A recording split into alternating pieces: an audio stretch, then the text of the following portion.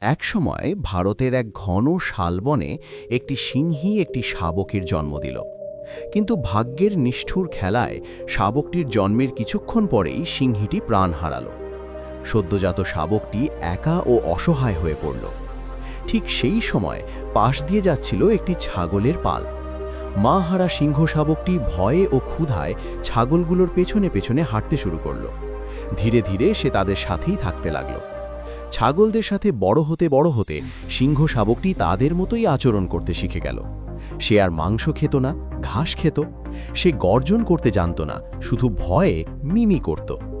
চারপাশের সবাই যখন ছাগল, তখন সে নিজেকেও ছাগলই ভাবতে শুরু করল। সময় গড়িয়ে গেল, ছোট্ট শাবকটি বড় হয়ে এক যুবা সিংহে পরিণত হল। কিন্তু তার মনে তখনও সে শুধু একজন সাধারণ ছাগল। একদিন বনের এক বয়স্ক সিংহ দূর থেকে এই দৃশ্য দেখে থমকে গেল। সে অবাক হয়ে ভাবল, একটা পূর্ণবয়স্ক সিংহ ছাগলের পালের সাথে কি করছে। হঠাৎ করেই সেই বয়স্ক সিংহ ছাগলের পালের দিকে এগিয়ে এলো। ভয়ে ছাগলগুলো ছুটে পালালো। যুবা সিংহটিও ভয়ে তাদের সাথে দৌড়াতে লাগলো। কিছু দূর যাওয়ার পর বয়স্ক সিংহটি তাকে ধরে ফেলল। কাঁপতে কাঁপতে যুবা সিংহ বলল, আমাকে ছেড়ে দিন, আমি তো একটা সাধারণ ছাগল। এই কথা শুনে বুঝে গেল পুরো ব্যাপারটা। সে আর আক্রমণ করল না, বরং শান্তভাবে তাকে বনের মাঝখানে থাকা এক নদীর ধারে নিয়ে গেল। বলল, একবার জলের দিকে তাকাও। স্বচ্ছ নদীর জলে যুবা সিংহ প্রথমবার নিজের প্রতিচ্ছবি দেখল। সে ছাগল নয়, সে একটি সিংহ। সেই মুহূর্তে তার ভেতরে কিছু ভেঙে গেল।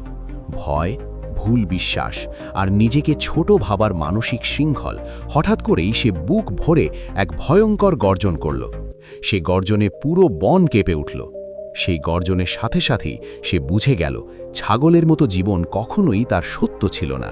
ওটা ছিল শুধু ভয়ের অভ্যাস। এই গল্প আমাদের শেখায়, সমাজ অনেক সময় আমাদের এমন মানুষের মাঝে ফেলে দেয় যারা সব সময় ভয় পায়। তাদের সাথে থাকতে থাকতে আমরাও নিজেদের দুর্বল ভাবতে শুরু করি। কিন্তু সত্যি কথা হলো, তুমি ছাগল নও, তুমি সিংহ। নিজের ভেতরের শক্তিকে চিনে নাও, ভয়ের ভিড় থেকে বেরিয়ে এসো। যেদিন তুমি নিজের পরিচয় বুঝবে, সেদিন তোমার গর্জনও পুরো জীবন বদলে দেবে।